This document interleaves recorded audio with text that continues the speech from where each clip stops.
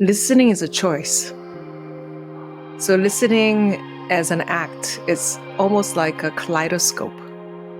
So it's your choice of what you want to listen to or listen for. And I think that's the distinction that you actually taught me a few years ago, is that what are you listening to or what are you listening for, right? So when we think about this idea of kaleidoscope, it's your choice. I know how to listen, but sometimes I turn it off because you know what? I'm too tired. I don't want to do that. I don't want to do that for you. So I sometimes turn it off, but it's a choice.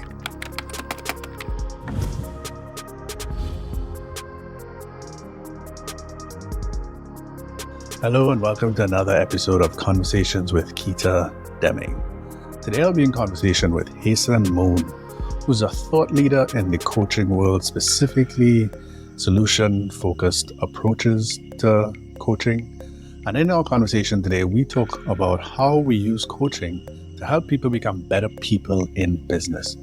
We go into some very interesting and unexpected places. So if you want to learn more about this episode, please feel free to dive in. I think you're going to enjoy this conversation. And as usual, if you like these episodes, subscribe wherever you get podcasts.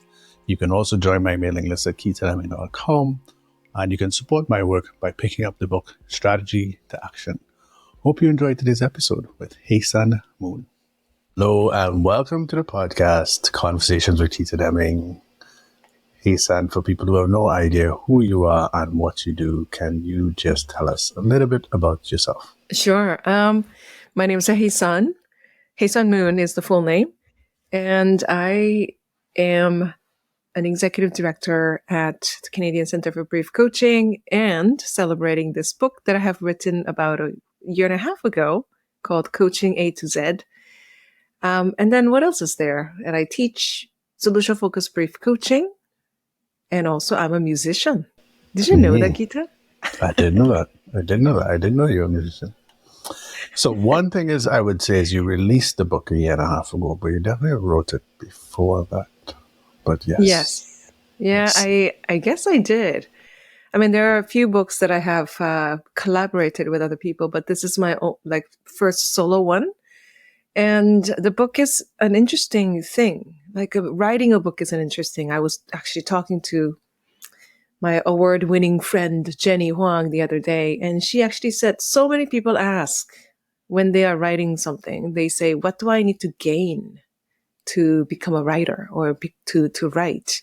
So what do I need to gain in terms of knowledge or ideas and so on, inspirations? But then she said, it's not about really gaining something, but for you to be a writer, you need to lose something. So now what do you need to lose? Was the question that she posed. So for me, starting this writing process about actually exactly in 2014. And that's when it began, because inspiration, so to speak, came before then. When I was watching people doing coaching, there are some words that really came up very strongly for me. And I started to make note of them. And then 2014, I remember making this chart, right? Making this chart of words. And I wanted to look medieval. So I actually asked my graphic designer friend to actually make me a chart for me. And then I had that chart since 2014. And some words actually changed. But yeah, that's when I guess I got started on it. So for people who have no idea about the book, tell us the title of the book, because I think that's kind of important. Title of the book is... It's funny, I don't have it here. I have it in all the other languages, but not in English. It's called Coaching A to Z, the extraordinary use of ordinary words, I think. It's somewhere here. But I have that in another language, but the cover looks kind of like this, but this is now Korean. Right? It will be hard for some of you to read that. So so that's the title. How do we actually use ordinary words in extraordinary ways? And it's A to Z because it's an actual lexicographic way of presenting these ideas literally from A to Z. A to Z. Yes. So Haesun, the purpose of this podcast is to explore two questions. How do we become better people in business and how to become better business people? I would say you're in the coaching space, in the space of studying language, and where we connect is that we believe that conversations are a big part of how people become better people. And your answers may change in the future, but for today, how would you answer the question around how do we become better people in business? No, that's such a big question. I just got up, Better people in business. It's an interesting idea that I've seen a lot of people in coaching business or other businesses too, but I am familiar with people who are in consulting, coaching, education, and so on. And I think I've been burned a few times. And also, I'm sure I've burned other people without even intending. I think better people in business or better people just in period. I think of what my dad actually said when he was when I was growing up. He will tell me stories and he will say things, especially at dinner tables. So every time, and we actually made sure that we have dinner together at least 5 times a week. Especially when I was growing up, my dad was home every dinner. So I remember every dinner he would tell a story. And this one time that he was talking about this investing and things like that, I was in high school probably. And we were talking about this topic of investing because I started to, working and so on. And my mom actually has this background in accounting. So she's pretty good with, money. And usually what's interesting is their idea of money was different. So my mom's idea of money is saving plan. My dad's idea of money is spending plan. Spending in a good way, but that's how they define budget, right? So I remember them talking about it, not talking to me about it. And my dad actually said, well, there is some interesting idea of economy that we can have. He said it's a idea of relational economy. And relational economy is similar to how to have the relational ledger where you can owe people or people can owe you something, and that's still economy. But then what we owe is not money. What we owe or what they owe me is either appreciation or apology. So I remember him talking about, and I had this grid in my mind that he said, you can actually go around your day thinking that other people owe you an apology. How would your day be like? Who do you actually think owes you an apology? And then he said, who do you actually think owes you an appreciation? And you go around your day thinking that so-and-so owes me an appreciation. I don't get it. How would that make your day? And then he said, what about who do you owe your apology? Who do you have to apologize to? And if you carry that idea around your days, thinking, oh, I owe someone an apology. And then he said, probably the healthiest way to carry yourself around the world is thinking, who do I owe appreciation to? So he talked about this relational economy. And what's funny is that it's, for some reason, coming back very strongly these days for me. So yes, my answer may change later on, but right now I'm thinking better people in business is people who know what kind of appreciation that they owe.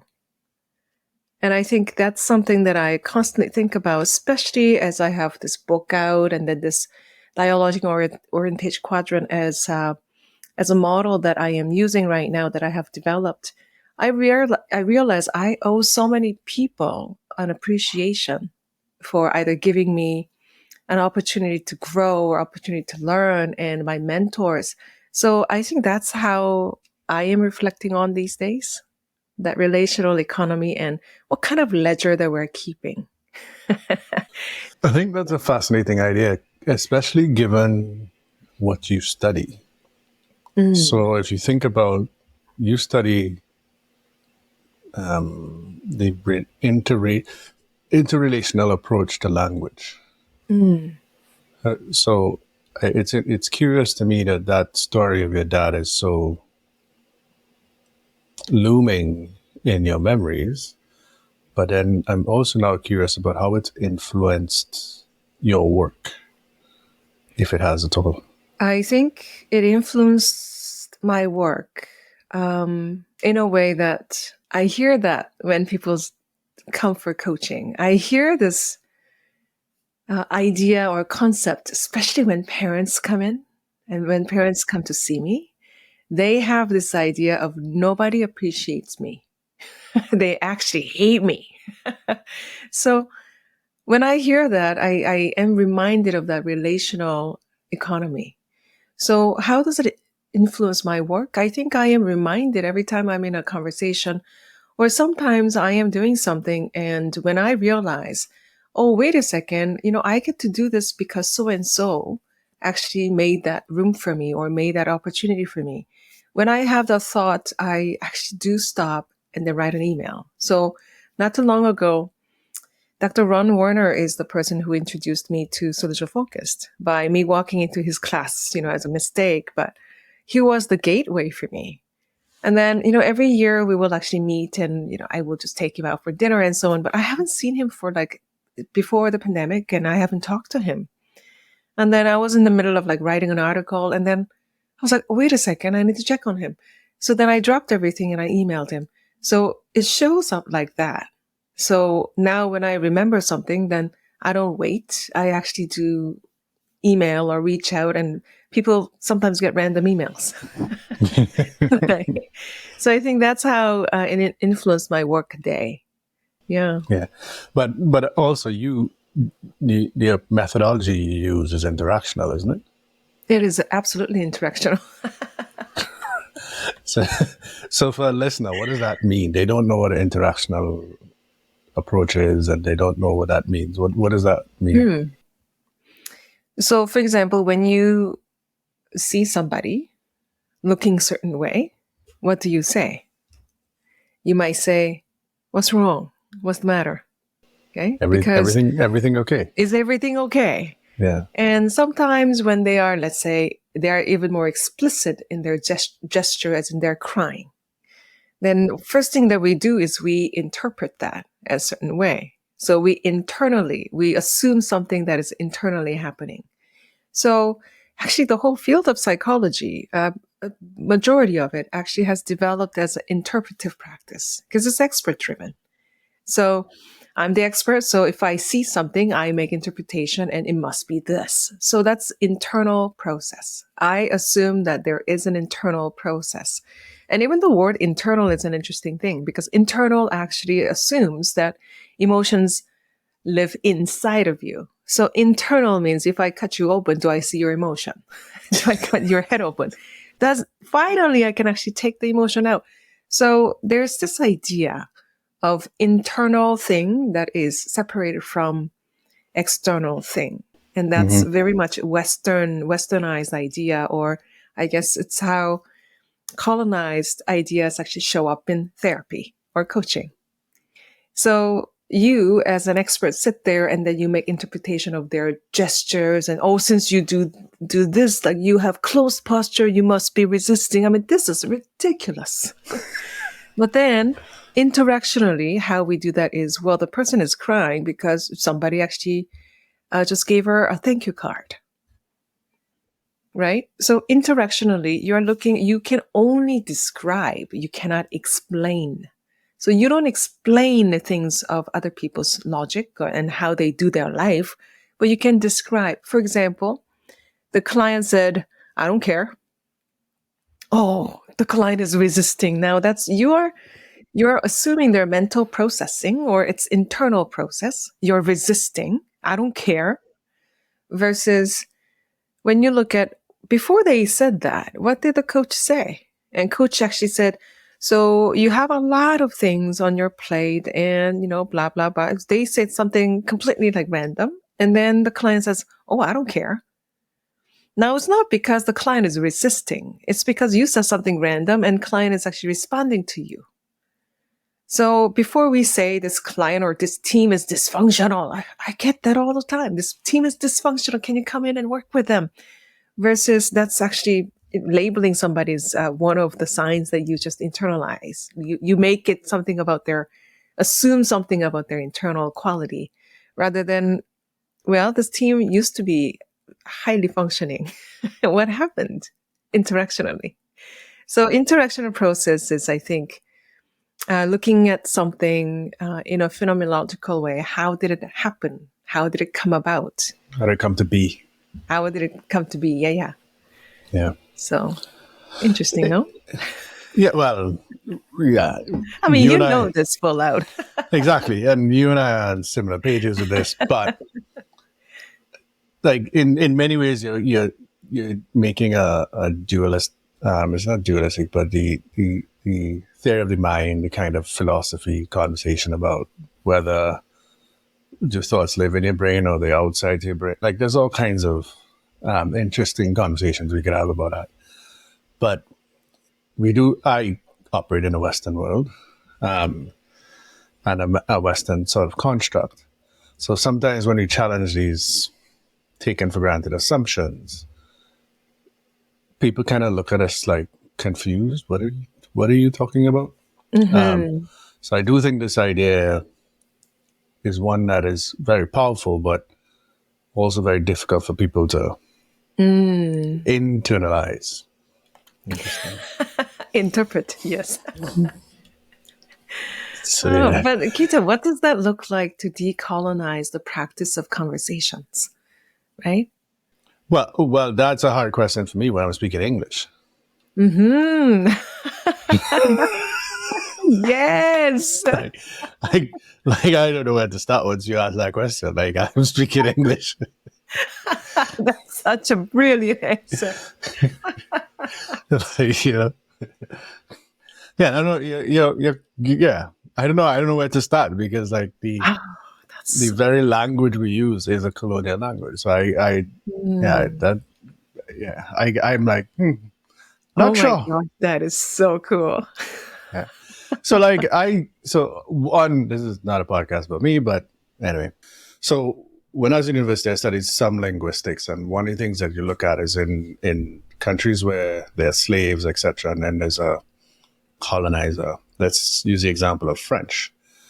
If you bring a bunch of slaves who speak a bunch of different languages, and then the dominant language is French, the kids in that generation create a new language, which I call a patois. And a patois then develops into its own language, which is why countries like Haiti, Jamaica, Trinidad have these, what we call dialects or patois. From a social perspective, mostly colonized didn't consider that a proper language.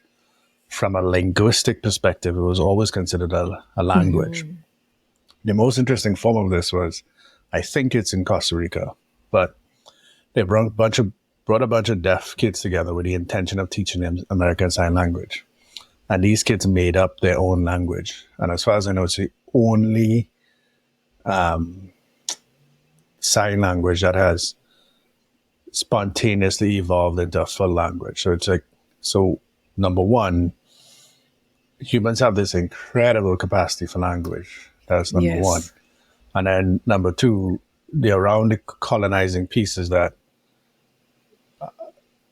if you look at a patois, in some ways that's a independent thing that was created by that slave generation or that slave group based on the colonial language, but it's its own language. I wouldn't call that a colonial language.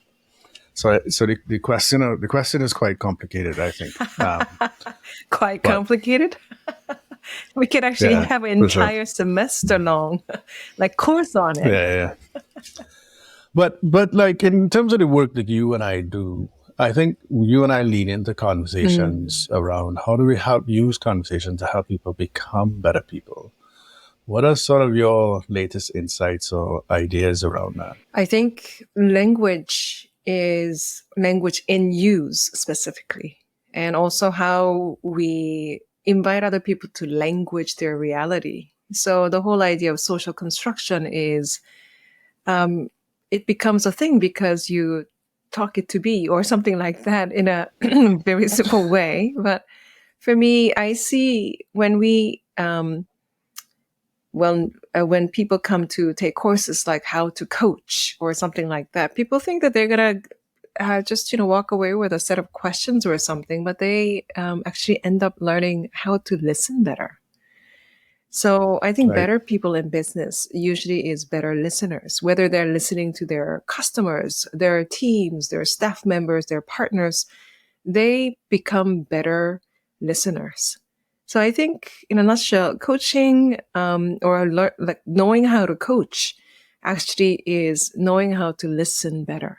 How do we listen to people, especially around what they want different? And I think this idea of positive differences is what we usually call, colonized way. I call it, how do we decolonize? And one of the first things that I talk about is this idea of a goal needs to go.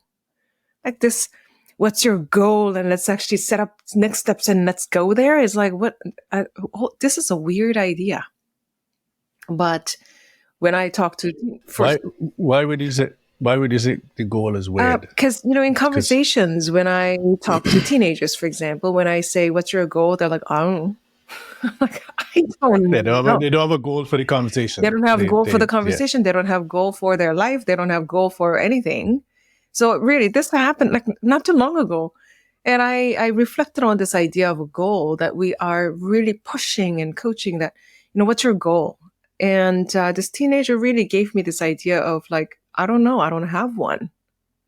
And I was slightly stuck. So then I changed the way that I prompted and I said, okay, so you don't have a goal? No, I don't. I don't care. And then I said, so you want something different? Like, what do you want different? Like tomorrow, right? So there's an idea that there are three things that separate human beings from other species around other species. One is our capacity for language. Two, is our capacity to set goals. And three is our capacity to share those goals and achieve them together. Mm-hmm. So for me, when you say that, you're challenging what I think fundamentally makes us human beings. Fundamentally, what sets us apart from all the other species, that we set a goal. Hey, we're going to build that shelter. Hey, we're going to kill that woolly mammoth. You know what I mean? And we collaborate to do that, right? And we collaborate to do that. So if those, when you say that, you rock my very core, because I think those are the three things that I think make, and that's not my language. That's I can't remember who wrote about that. But Peter, this is an example of how we language things. We language that as a goal, and I think that is misleading. So how I want to language that of our innate human thing to do, I don't think it's a good name for it. It's not a goal. I think it's something that people want different. So like a desire? Could be a desire, but I can ask anybody. I can ask somebody who actually, I have a friend I am supporting right now who actually was diagnosed 3 years ago. And she was supposed to have 2 years to live, but then, oh wow, look at all this emoticons. But hey, and she outlived that diagnosis, but now she's in her last weeks, if not days. Now, I cannot have a conversation about what's your goal, but I can have a conversation still about difference that she wants. So I think languaging that innate human quality as a goal might be misleading. It might miss a lot of other sort of opportunities, because goal actually works in business settings and this settings and, whole capitalist scheme, sure. But then people who are in those stages, the languaging it as goal it's not fitting. But languaging it as difference that you want, it fits. And you're going back to this relational approach, mm-hmm. relational economy kind of thing, eh? So let me kind of loop back on something that you talked about. Can you give us a quick lesson in listening? What does it mean to be better at listening, or how does one approach that? Because on that bookshelf, I probably have 4 books on listening, and I still think I'm an awful listener, right? So give us a quick micro lesson on how do we become better at listening. Listening is a choice. So listening as an act is almost like a kaleidoscope. So it's your choice of what you want to listen to or listen for. And I think that's the distinction that you actually taught me a few years ago, is that what are you listening to or what are you listening for, right? So Yeah. when we think about this idea of kaleidoscope, it's your choice. I know how to listen, but sometimes I turn it off because you know what? I'm too tired. I don't want to do that. I don't want to do that for you. So I sometimes turn that off, but it's a choice. For example, based on my research, like it was simple. It was very complicated in the beginning. Like I didn't know what to listen for even in coaching conversations. And then it became pretty apparent that there are some content that the other person is giving me that I can actually choose. So there are so many words, but then out of those words, there are some words that indicate what they want or what they want different. And then if I can pick out on those and then expand on that, that becomes a much better conversation for that person and actually for me too. I used to work in different modalities and I was so tired after like maybe max 2 clients a day. And then I actually went through the whole vicarious experience of like depression and all those things. But working in this way of expanding on what people want, their sense of purpose, possibilities, and progress. And then I can actually see 5 clients a day. I'm still like very uplifted because you're just witnessing somebody else's purpose and possibilities and progress in their life. And the whole conversation becomes so uplifting for both of you, right? So I think listening as a choice is, what do you listen for? And listen for their preferred future. What is it that they want to see different in their future? And also, what are some of their resourceful past, things from their past?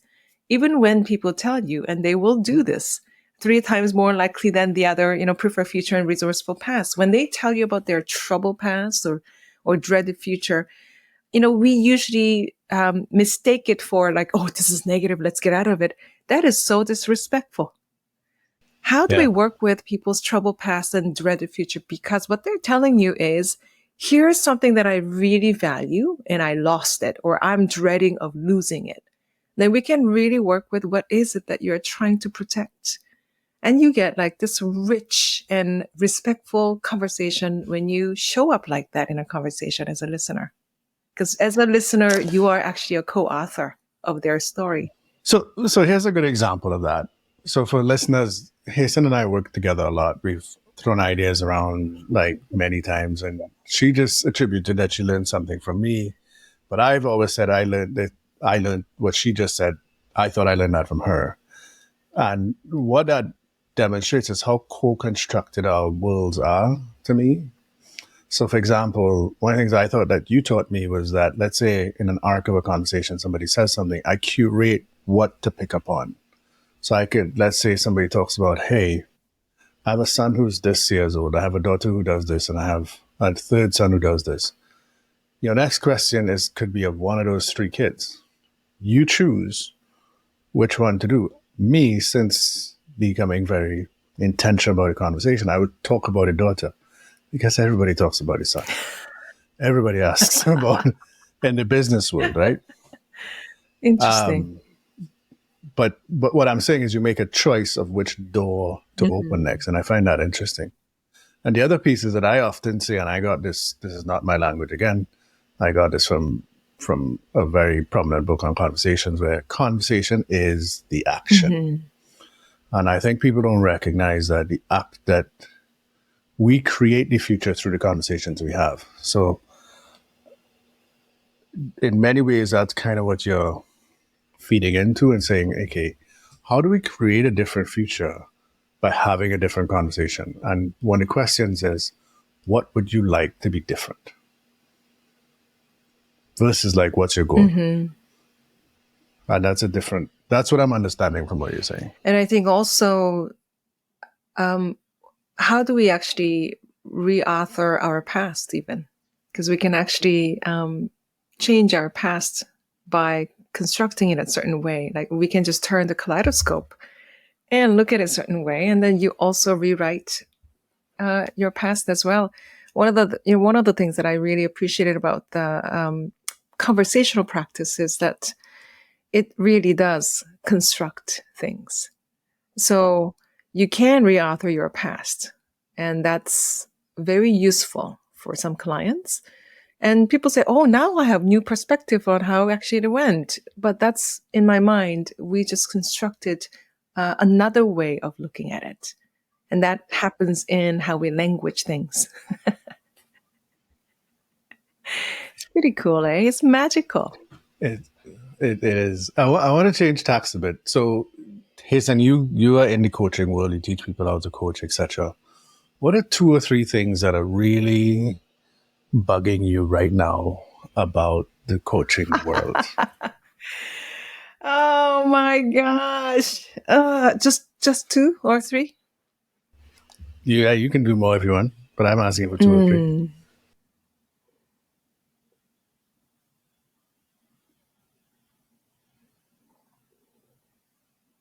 Wow, that's a really big question. I would have said, like, it's like, research is missing all this stuff. But now, you know what I'm actually thinking is that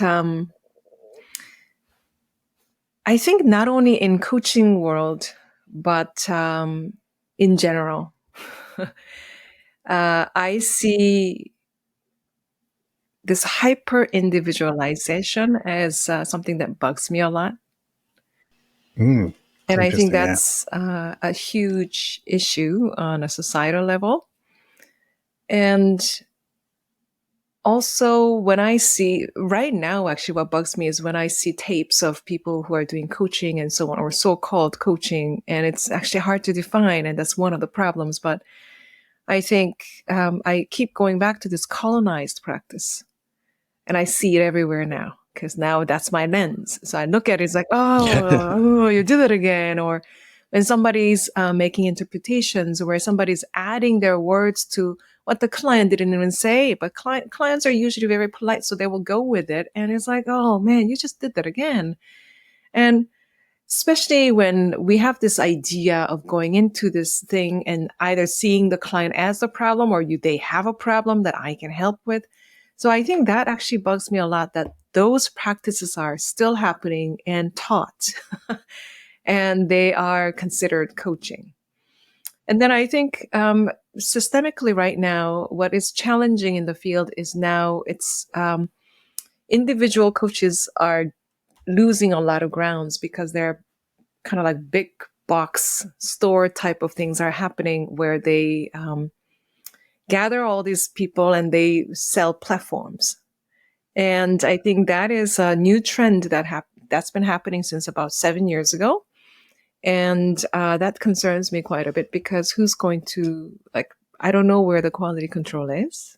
And I think one of the things that I am also thinking about in terms of good people in business in light of this is my nephew asked me the other day when I just got back from Australia, and he was reading this book on economy or something, investing or something like that. So interesting. He's reading that book.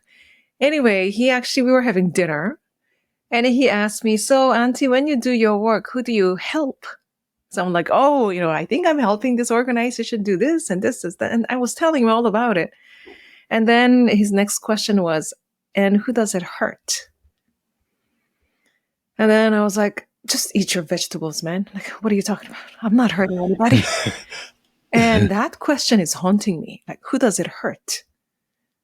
And I think about that when you do coaching certain way, there are people that you are actually hurting, or coaching business certain way. There are people that you are actually hurting, not voluntarily, but as a byproduct of doing a certain way. So I think about that when I see all these big like platforms who are funded by like different things. And then now the question is, who does it hurt? Who gets hurt by the industry going this way, right? What do you think? Uh, I don't want to get into my thoughts on the coaching space, but in general, I'm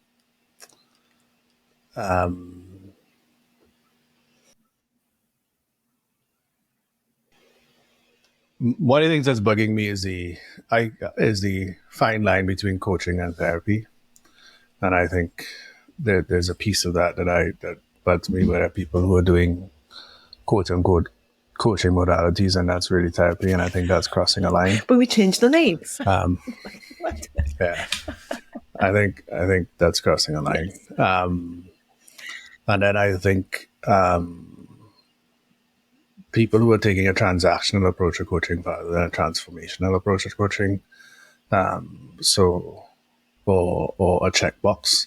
So one of the things I get is, I'll give you an example. We coached, somebody paid us to coach one of their people who worked for them because they were underperforming. And then after the coaching process, this person decided they're going to take a whole new career and start a whole new thing, and they left the company and blah, blah. That client thought we did an awful job and that he would never hire us because we were terrible. And I was like, what? The reason you had this engagement with this guy is because he was not passionate about the work that he was doing, and we helped him find that. To me, that was success. That was an amazing outcome. Right. Right. But for the client, my client was paying me to improve his performance, and they didn't get what they wanted.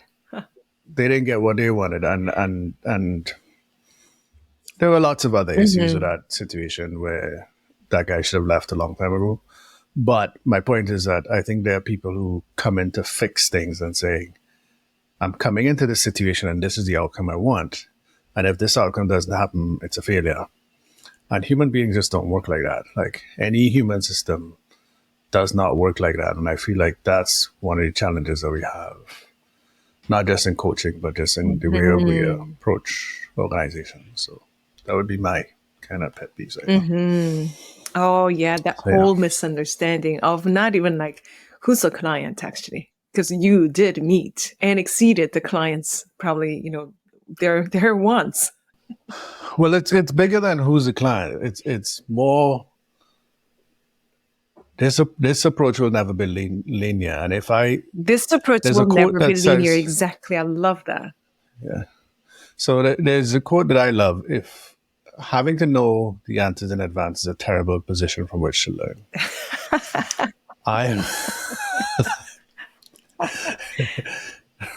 Right. And that's what we do in organizations. We want to know the answers in advance, and we hire a consultant, and we're like, we want you to guarantee these 5 outcomes before we hire you. And I'm like, first of all, that's assuming that what you assume the problem is correct. Yes. And 9 out of 10 times it's not. So I think it's more the assumption of I can control the outcome and not the willingness to evolve and emerge as things unfold, and not recognizing that sometimes the more powerful direction to go in is the emergent one, rather than the predetermined based on assumptions that could be completely false. So I think that actually works really well with ideas in adult education about development, where coaching fits in, where if you already know the answer, or if you already know that you need to work on something, that's not coaching. You need to send them to training.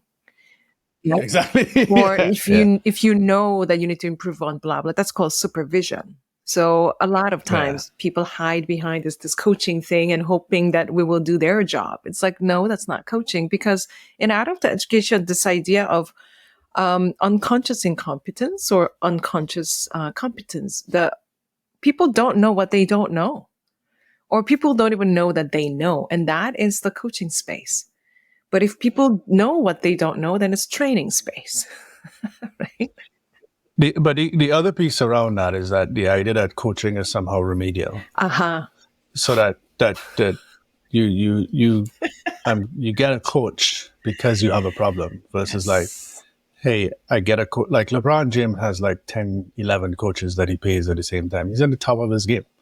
Like so that idea to me, I think is also problematic. So yeah. Kita, even at U of T, actually, in their HR practice, they language this warning letter differently in HR. They call it coaching letter. I just cannot believe it. So when people get first warning for their performance, they didn't want to call it warning. So now they call it coaching letter. And that's another thing. Like if it's a warning, it's a warning, and warn people. Like this idea of like, oh, we don't want to be telling the truth. We want to like frame it as coaching when it's really a warning letter that, hey, if you continue this behavior, you're going to be fired. Yes. That's what I'd That's say. right. But then you couch it in a euphemism language like coaching. That means the communication is not clear. And if the person gets 3 coaching letters, and then the fourth one you fire them and it's a surprise, that's not their fault. It's because you didn't tell them that it was a warning. This is a warning. Oh, there's a tsunami coming. So here's a coaching number 1. Beep, beep. It's like, what? Yeah.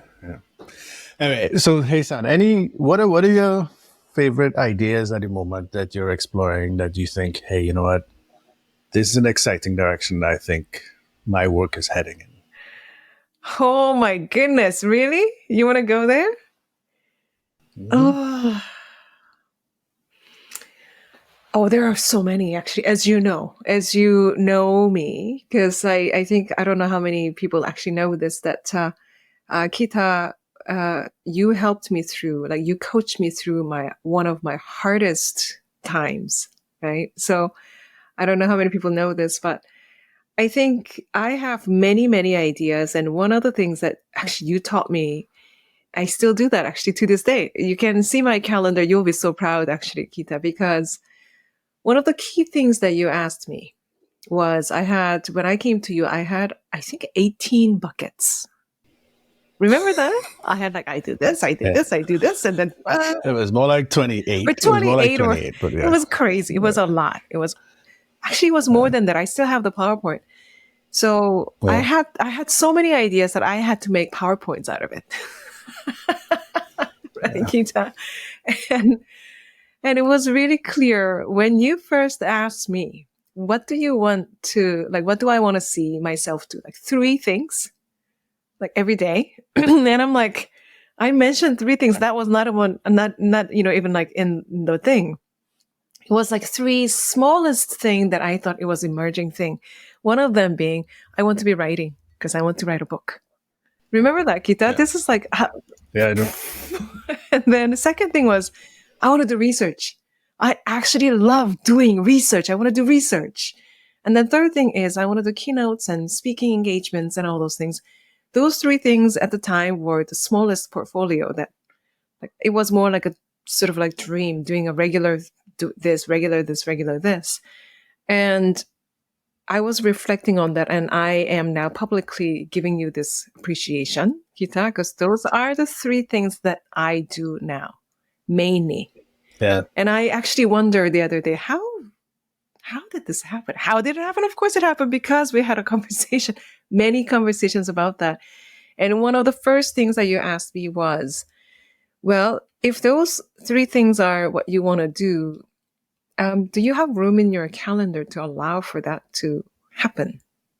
And I'm like, I have no time for this, Kita. And I remember showing you my calendar. It was full of other things, other busy things. And one of the early things that you said was, you have to carve out that time.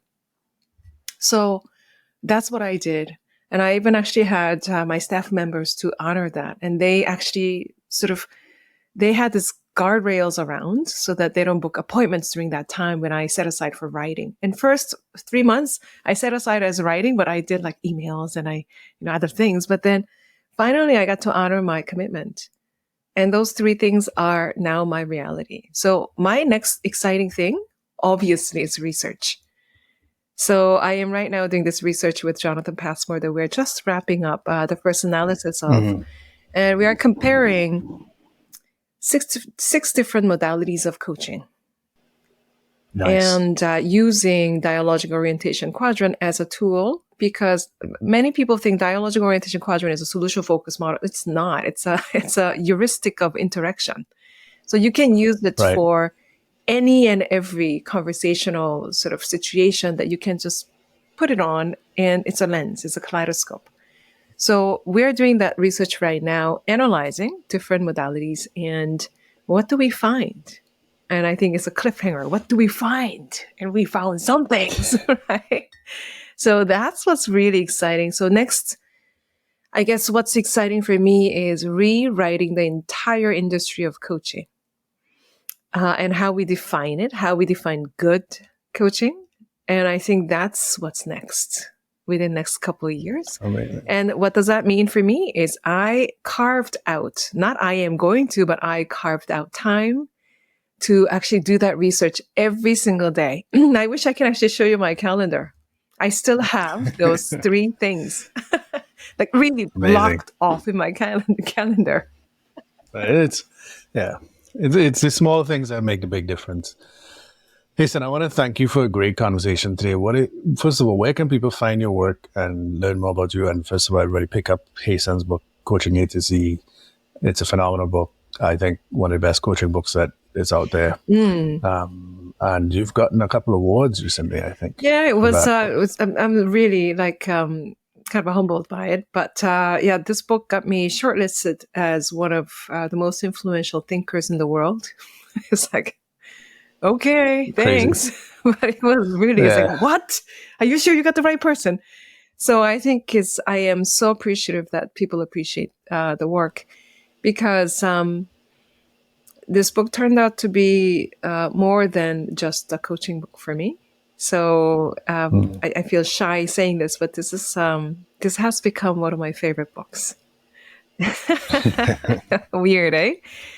So I also encourage people to, if you can, please buy it locally. Your local bookstores will carry it for you. And if you order through them, it takes a few more days to get, but it will get there rather than ship it next day. So I highly, highly encourage you to do that if you can. Otherwise, it's in all the book, big like online stores and so on. But if you go to coachinga2z.com, and then there is a link to your local bookstore. So I highly recommend that people do that. Any final thoughts before we head out, Haesun? Kita, I owe you this appreciation. Really. And I'm actually waiting for your book to arrive tomorrow because I actually ordered through a big bookstore. But anyway. And really congratulations, because your work influenced me like tangibly this way. I am doing what I am doing because I worked with you. So I owe you this huge public appreciation. So I wanted to say that. So 1 second. So there's when you read the book, there's a surprise in that book for you. I think there'll be a chapter that you're quite surprised by, but yes.